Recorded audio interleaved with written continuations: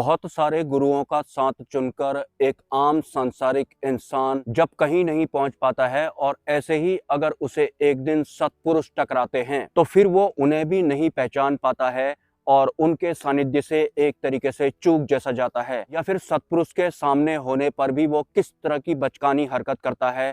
इस बारे में भी आगे मैं चर्चा करूंगा। लेकिन सत्पुरुष, अक्षर ब्रह्म, ब्रह्म पुरुष या फिर सद्गुरु इंसानों के रूप में हमारे इस भौतिक जगत में भी सरवाइव करते हैं, लेकिन सत्पुरुष, अक्षर ब्रह्म, ब्रह्म पुरुष या फिर जो सद्गुरु होते हैं वो माया अतीत होते हैं। मतलब वो माया के अधीन बिल्कुल भी नहीं होते हैं और उन्होंने जानबूझकर इस भौतिक जगत में जन्म लिया होता है। दिखाई वो बिल्कुल मेरे जैसे या फिर आपके जैसे पड़ते हैं। आप यकीन नहीं करेंगे, लेकिन ये एक वास्तविक सत्य भी है। लेकिन एक आम इंसान जो अब साधक बन चुका है या फिर जिसकी आध्यात्मिक जर्नी शुरू हो चुकी है, वो इस भौतिक जगत में फैले कई सारे गुरुओं का साथ चुनकर, उनका ज्ञान ग्रहण करके या फिर अपने अंतकण को फुल करके या फिर अपने अंतकण को दूषित करके या फिर अपनी बुद्धि को श्रापित करने के बाद अगर सत्पुरुष, ब्रह्म पुरुष, अक्षर ब्रह्म या फिर सद्गुरु के सानिध्य में आते हैं, जो कि इतने सरल होते हैं कि एक आम सांसारिक इंसान जिसने इस संसार को अपने अंतकण में ठूसने की हर संभव कोशिश की थी,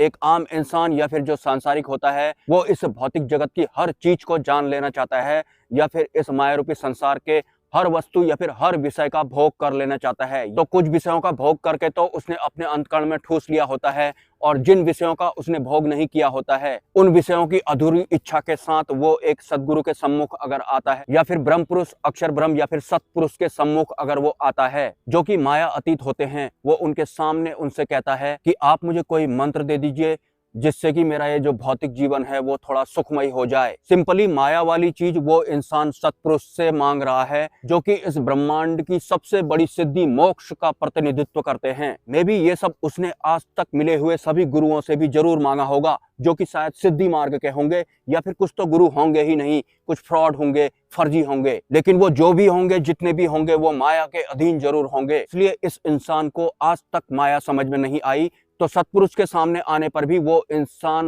माया वाली चीज सत्पुरुष से मांग रहा होता है। तो बहुत सारे गुरुओं का ज्ञान ठूसकर दूषित बुद्धि या फिर दूषित अंतकण के साथ जब वो इंसान सत्पुरुष के सामने आया और एक मंत्र मांगने लगता है, तो सत्पुरुष उसे एक मंत्र देते हैं। लेकिन वो इंसान सत्पुरुष से बोलने लगता है कि इस मंत्र को जप करने के बाद कहीं मैं काला तो नहीं हो जाऊंगा या फिर मैं बहुत जल्दी बूढ़ा तो नहीं हो जाऊंगा। देख रहे हैं आप श्रापित बुद्धि वाला इंसान किस तरह की बातें करता है। तो सत्पुरुष उसे जवाब देते हैं, अगर किसी मंत्र को जप करने से तुम बूढ़े होने लगते हो या फिर काले हो जाते हो, तो ऐसा मंत्र भी जरूर होगा जो तुम्हें गोरा बना देगा या फिर तुम्हें कभी बूढ़ा होने ही नहीं देगा, मतलब तुम्हें हमेशा ही जवान रखेगा। अगर तुम्हें ऐसा कोई मंत्र मिलता है तो तुम मुझे जरूर बताना। तो तुम किसी भी तरह का शक मत करो और तुम्हें इस मंत्र का जप करना है, जिससे कि तुम्हारा भौतिक जीवन सुखमय हो जाएगा। उसके बाद वो इंसान सत्पुरुष से बोलता है कि मेरी एक कपड़े की दुकान है, वो बिल्कुल भी नहीं चलती है, उसमें ग्राहक आते ही नहीं है। क्या इस मंत्र को जप करने से मेरी दुकान में ग्राहक आने लगेंगे? और अगर इस मंत्र को जप करने के बाद मेरी दुकान में ग्राहक आएंगे तो वो किस हिसाब से आएंगे? एक एक करके आएंगे या झुंड में ही आ जाएंगे? तो सत्पुरुष उसके बाद उस इंसान से कहते हैं, तुम गलत जगह में आए हो, मेरा वाला जो अध्यात्म है वो वाला नहीं है जैसा तुम्हें चाहिए, तुम यहाँ से जा सकते हो। और वो इंसान उसके बाद वहां से चले जाता है।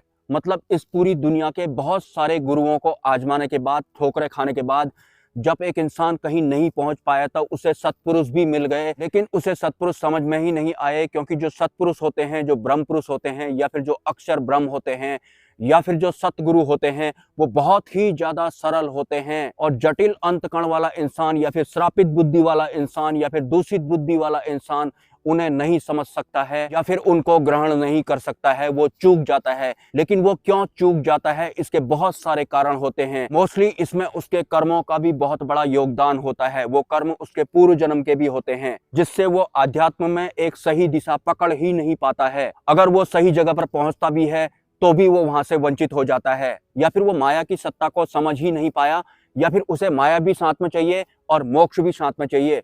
तो माया वाली चीज वो मोक्ष वाले गुरु से मांगने में लगा हुआ है। मतलब सिद्धि मार्ग वाली चीज जो है वो मुक्ति मार्ग वाले गुरु से मांगने में लगा हुआ है, जबकि मुक्ति मार्ग वाले या फिर मोक्ष मार्ग वाले जो गुरु होते हैं वो माया अतीत होते हैं, वो माया के अधीन बिल्कुल भी नहीं होते हैं। और तो और उन्होंने जानबूझकर इस धराधाम में हम इंसानों के रूप में जन्म भी लिया होता है, लेकिन वो बहुत ज्यादा सरल होते हैं। वो इतने ज्यादा सरल होते हैं, इस विषय पर मैं एक लंबा वीडियो एक दिन जरूर बनाऊंगा, लेकिन आज नहीं बनाऊंगा क्योंकि 2-1 दिन से मेरा भी कई तरीके से नुकसान होने में लगा हुआ है। और ऊपर से ठंड का ये मौसम, कल मेरी बाइक खराब हो गई थी और मैं अपना फोन भी ठीक नहीं करा पाया, और उसके बाद दोबारा से ये गिर गया, मतलब एक और पॉइंट पे इसका डैमेज हो चुका है। वैसे अगर मैं कोई भी नई चीज खरीदता हूं तो वो बहुत जल्दी डैमेज हो जाती है, लेकिन मुझे उससे कोई फर्क नहीं पड़ता है, बस वो काम करना चाहिए। लेकिन बहुत कुछ मैं इसके स्क्रीन पर देख नहीं पा रहा हूं, और मे भी इसके कुछ फंक्शन ठीक तरह से काम नहीं कर पा रहे हैं, और कहीं कहीं पर माइक का कनेक्शन बीच वीडियो में ही डिस्कनेक्ट हो जाता है। इस वजह से 2-3 वीडियो खराब भी हो चुके हैं। और हाँ, जैसे जैसे मैं माया की सत्ता को एक्सपोज करते जाऊंगा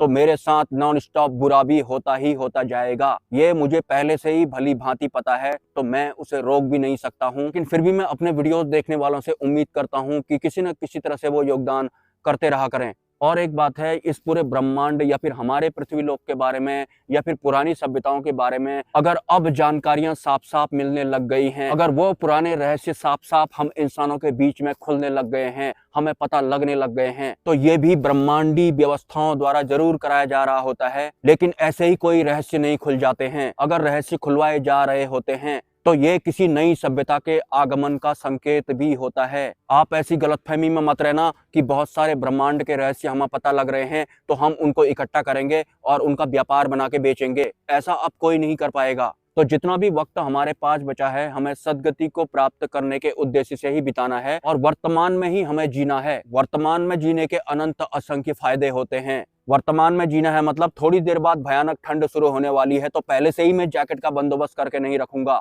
या फिर पहले से ही आग का बंदोबस्त करके नहीं रखूंगा। जब ठंड आएगी तो तब सोचूंगा, पहले से ही प्लान करके बिल्कुल भी नहीं रखूंगा। मैं सिर्फ वर्तमान में जीऊंगा, और वर्तमान में ही ब्रह्म होते हैं। मतलब जहां से भी आप ये वीडियो देख रहे हैं, आपकी जो भी परिस्थिति है, दिमाग में जो चल रहा है उसे भी छोड़कर, या फिर दिल में जो चल रहा है उसे भी छोड़कर, जो भी वास्तविक बचता है वही वर्तमान है, और वही ब्रह्म अवस्था भी होती है। लेकिन हमें वर्तमान में टिकने ही नहीं दिया जाता है। हम भविष्य के लिए प्लान करने लगते हैं या फिर पास्ट के लिए पछतावा करने लगते हैं, और ये दोनों में हमारी बुद्धि और हमारे मन का बहुत बड़ा योगदान होता है, क्योंकि ये माया के अधीन होते हैं। हमें माया अतीत जीना है, तो छोटी छोटी चीजों को समझना भी बहुत ज्यादा जरूरी होता है। वर्तमान में जीने का बिल्कुल भी ये मतलब नहीं है कि आप अभी बैंक में गए और आपने अपनी एफडी कैंसिल करवा दी, क्योंकि वो एफडी आपने भविष्य के लिए रखी थी या फिर भविष्य की तरफ वो आपको खींच रही है। इस तरह से वर्तमान में सरवाइव नहीं करना है। लेकिन आंतरिक विकास अगर आप करना चाहते हैं, ब्रह्मांड की सत मार्ग वाली या फिर सही दिशा वाली जो व्यवस्था है, आप चाहते हैं कि आप उसके अनुकूल हो जाएं,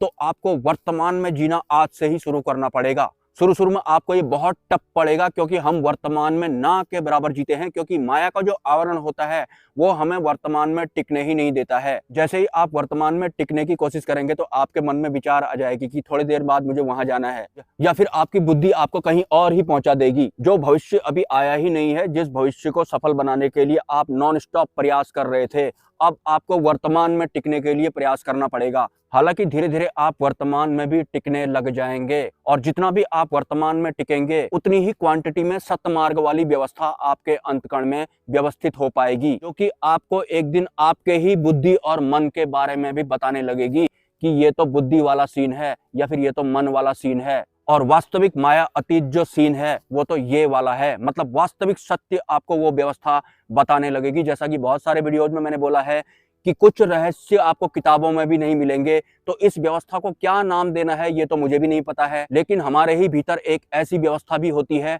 जो माया के आवरण की वजह से ढक गई होती है या फिर सुप्त अवस्था में चली गई होती है, और अगर आप उसे जगा लेते हैं तो वो व्यवस्था आपको इस बुद्धि और मन के बारे में भी बताने लगेगी, और उसके बाद आप इस भौतिक जीवन में 3 व्यवस्थाओं के साथ काम करेंगे या फिर सर्वाइव करेंगे। एक आपका बुद्धि, एक आपका मन, और तीसरी व्यवस्था का नाम है ... मिलते हैं नेक्स्ट वीडियो में। नमस्कार। और हाँ, अगर आप अंतरिम जागृति करना ही चाहते हैं तो सबसे पहले आपको वर्तमान में जीना है। दूसरा, पहले आपको दूसरे की जरूरतों के बारे में सोचना है, उन पर काम भी करना है। उसके बाद जाकर आपकी जरूरतें आती हैं जो कि सीमित होंगी। तीसरा, आपको इंसानों के अलावा जो अन्य जीव होते हैं उनकी मदद करना शुरू कर देनी है। चौथा, आपको अपनी सांसों पर ध्यान टिकाना है। पांचवा, आप नाद श्रवण कर सकते हैं, लेकिन इन सब में मैं और मेरा शामिल नहीं होना चाहिए। तो मैं और मेरा से बचने के लिए भी आपको सबसे पहले दूसरे की जरूरतें पूरी करनी है।